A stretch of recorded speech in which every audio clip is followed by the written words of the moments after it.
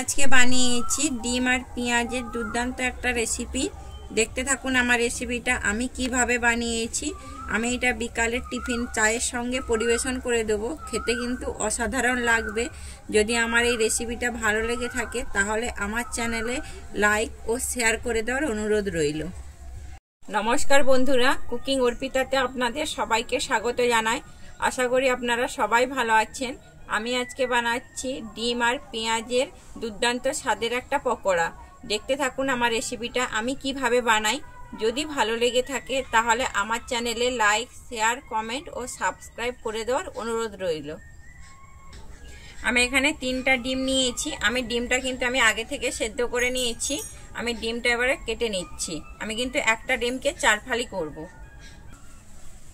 আমি কিন্তু ডিমের পকোড়া বানানোর জন্য আমি এখানে পেঁয়াজটা কিন্তু একটু বেশি পরিমাণেই নিয়েছি, আর আমি পেঁয়াজটা কিন্তু কাটিং করে নিয়েছি।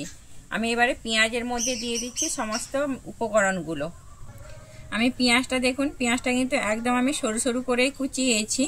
আমি এই পেঁয়াজের মধ্যে প্রথমে এখানে দিয়ে দিচ্ছি কাঁচা লঙ্কা কুচি। ঝালটা কিন্তু অবশ্যই আপনারা আপনাদের পরিমাণ অনুযায়ী দেবেন।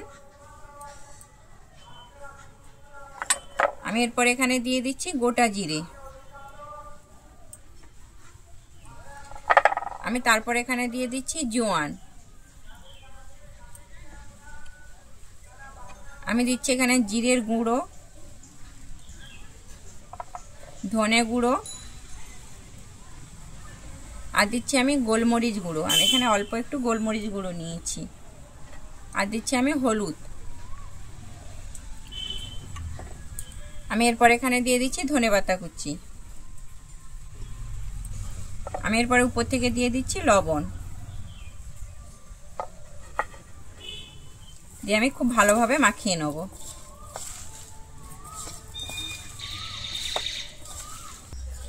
আমি খুব ভালোভাবে মাখিয়ে নিয়েছি।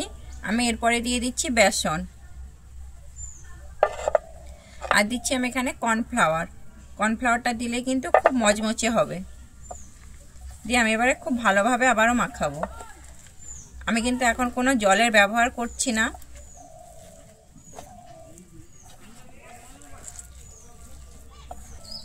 আমি কিন্তু এখানে খুব ভালোভাবে মাখিয়েছি। আমার কিন্তু একটু জল লাগবে, তাই জন্য কিন্তু আমি এখানে অল্পই জল দেবো। এটা কিন্তু খুব বেশি পাতলা হলে কিন্তু হবে না। এই যে দেখুন, আমি কিন্তু এরকম ভাবে শক্ত করে মাখিয়েছি, একদমই পাতলা করা যাবে না এটা। দেখুন আমি ডিমটা কিন্তু একটা ডিমকে আমি 4 ফালি করেছি। আমি ডিমটা এইভাবে কেটে হাতে প্রথমে আমি একটু শুকনো বেসন নিয়ে নিচ্ছি। আমি এবারে পেঁয়াজ আর বেসনের যে মিশ্রণটা মাখিয়েছিলাম এটা নিয়ে নিচ্ছি। নিয়ে আমি এরকম ভাবে হাতে কিন্তু একটু চ্যাপটা করে নেব।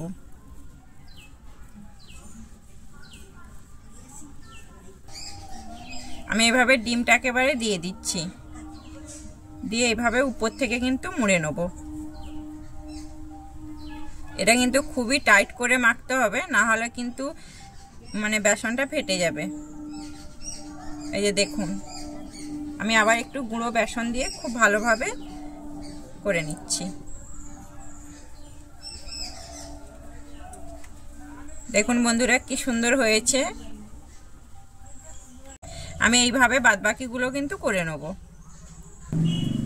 আমি সবগুলো কিন্তু একই পদ্ধতিতে আমি বানিয়ে নিয়েছি। আমি কড়াইতে আগে থেকে আমি সাদা তেল দিয়ে দিয়েছিলাম। আমার তেলটা গরম হয়ে গেছে। আমি এবারে এক এক করে ভেজে নেব।